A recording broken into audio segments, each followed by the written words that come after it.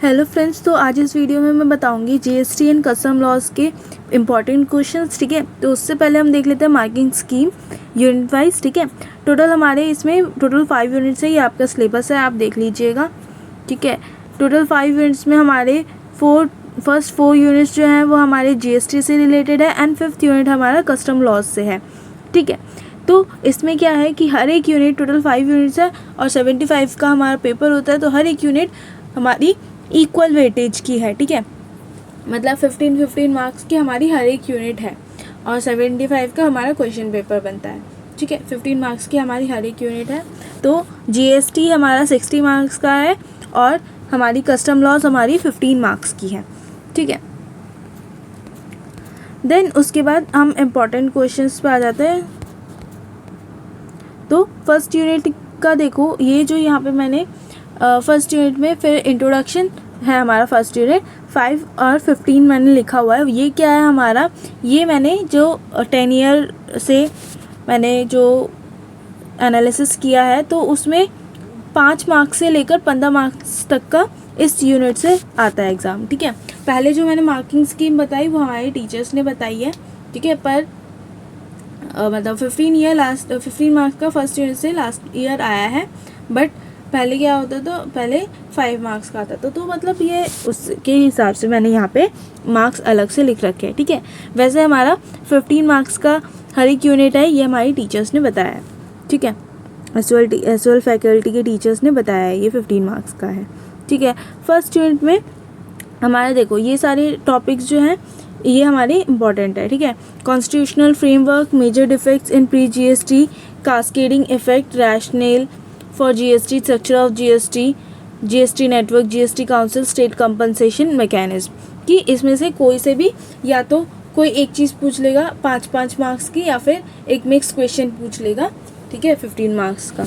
तो इसमें ज़्यादातर जो इम्पॉर्टेंट है, मोस्ट इम्पॉर्टेंट क्वेश्चन जो है वो ज़्यादातर ये वाले क्वेश्चन, ये 2 क्वेश्चन रिपीट होते हैं, major defects in pre GST, cascading effect, rational for GST. ठीक है, ये क्वेश्चन हमारे ज़्यादा रिपीट होते हैं, बाकी भी इम्पॉर्टेंट है बट उतने ज़्यादा मतलब रिपीटेडली नहीं आते हैं। ठीक है, देन उसके बाद हमारा second unit levy and collection of GST का है जो।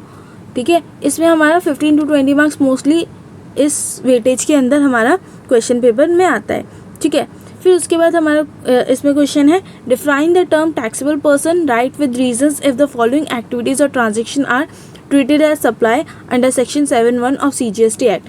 कि उसमें क्या है, टैक्सेबल पर्सन के बारे में बताने बोला और फिर उसके बाद कुछ ट्रांजैक्शंस देंगे जिसमें हमें रीज़न स्पेसिफाई करने हैं कि वो सप्लाई कंसिडर होगा या नहीं होगा, कौन से सेक्शन के इससे मुताबिक। ठीक है, तो इसमें आंसर करते हुए पहले हमें सप्लाई मतलब डिफ़ाइन करना है पूरा, फिर उसके बाद हमें उसकी हर एक ट्रांजैक्शन के रीज़न स्पेसिफाई करने हैं।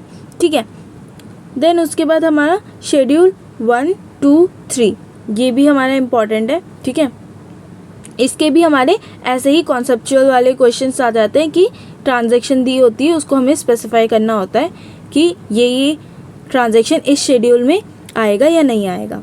ठीक है, देन उसके बाद हमारा time of supply, place of supply, value of supply. तो ये हमारे मैंने एक साथ ये क्यों लिखा है, क्योंकि ये क्या है, एक कंबाइंड क्वेश्चन बना के दे देता है कि एक ही क्वेश्चन दिया है, उसमें time of supply, place of supply के बारे में ट्रांजैक्शंस लिखी हुई हैं, उसी में बताओ कि इस ट्रांजैक्शन की टाइम ऑफ सप्लाई क्या होगी, प्लेस ऑफ सप्लाई क्या होगी, और या फिर वैल्यू ऑफ सप्लाई क्या होगी। ठीक है, तो ये कंबाइंड क्वेश्चन बन जाता है, या फिर तो सीधा डायरेक्ट क्वेश्चन पूछ सकते हैं कि इसको डिफाइन कर दो। ठीक है, तो ऐसे क्वेश्चन मैंने जो साथ में लिखे हैं वो ऐसे कंबाइंड क्वेश्चन आने के चांसेस है, इसलिए मैंने उसको साथ में लिखा है। ठीक है, देन उसके बाद हमारा नेक्स्ट क्वेश्चन है composition scheme, composite and mix supply. ठीक है, composition scheme and composite and mix supply. तो देन उसके बाद एग्रीगेट टर्नओवर, ये भी हमारा प्रैक्टिकल क्वेश्चन का है। ठीक है, एग्रीगेट टर्नओवर का हमारा एक प्रैक्टिकल क्वेश्चन बन जाता है। देन उसके बाद हमारा थर्ड यूनिट है इनपुट टैक्स क्रेडिट, जिसकी वेटेज हमारी 15 to 20 मार्क्स की होती है क्वेश्चन पेपर्स में। फर्स्ट है हमारा eligible and ineligible for ITC availment. ठीक है, reverse charge mechanism, forward charge mechanism, ठीक है। Block credit, tax credits in respect of capital goods, calculate ITC, apportionment of ITC to be reserved. तो ये क्या है, ये प्रैक्टिकल क्वेश्चन है, ठीक है। प्रैक्टिकल क्वेश्चन या फिर कैलकुलेट करने आएगा कि तुम कितना ITC क्लेम कर सकते हैं इस ट्रांजैक्शन, अलग अलग ट्रांजैक्शन की दे रखी होगी या फिर एक की दे रखी होगी। एक की दे रखी होगी तो बड़ा दे रखा होगा, और अलग अलग दे रखा हो तो छोटी छोटी बहुत सारी ट्रांजैक्शंस दी होंगी। या फिर अपोर्शमेंट ऑफ ITC, ये तो किसी एक सप्लायर की ट्रांजैक्शंस दी रखी होगी, हमें अपोर्शमेंट करनी है उसकी, ठीक है। देन उसके बाद या फिर ITC टू बी रिजर्व का क्वेश्चन आ जाएगा, प्रैक्टिकल क्वेश्चन में यहीं से आता है, ठीक है। देन उसके बाद इसमें ज़्यादातर जो इम्पॉर्टेंट है, या तो प्रैक्टिकल क्वेश्चन आएगा या फिर एलिजिबिलिटी इनएलिजिबिलिटी की कंडीशंस हमें बताने बोलेंगे, या फिर reverse charge mechanism and forward charge mechanism, ये ज़्यादा रिपीटेड आते हैं, ठीक है। देन उसके बाद हमारा यूनिट 4 है। यूनिट 4 में हमारे procedure and special provision under GST और 15 to 20 मार्क्स का हमारा वेटेज कैरी करता है ये, ठीक है। तो उसमें क्या है, रजिस्ट्रेशन में क्या है, पूरा का पूरा रजिस्ट्रेशन हमारा इम्पॉर्टेंट है, ठीक है। रजिस्ट्रेशन में कोई भी चीज़ पूछ लेता है और रजिस्ट्रेशन आना ही आना होता है, ठीक है। बहुत ज़्यादा आता है ये, ठीक है, रजिस्ट्रेशन आता ही है। फिर उसके बाद टैक्स लाइबिलिटी पे एक क्वेश्चन, प्रैक्टिकल क्वेश्चन बन जाता है। और टैक्स लाइबिलिटी में क्या कि हमारा ITC, सप्लाई, ठीक है, ITC रिजर्व्ड, हर एक का एक कंबाइंड क्वेश्चन बन जाता है सब चीज़ से, वैल्यू ऑफ सप्लाई का, सब हर चीज़ का एक कंबाइंड क्वेश्चन बन के हमारा टैक्स लाइबिलिटी हमें निकालना पड़ता है, ठीक है।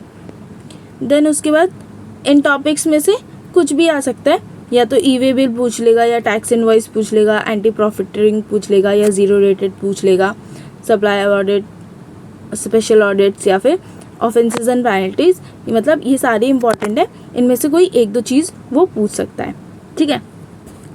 देन उसके बाद हमारा 5th यूनिट है कस्टम लॉस, जिसकी वेटेज मोस्टली हमारे 10 मार्क्स की देखी मैंने लास्ट ईयर क्वेश्चन पेपर्स में।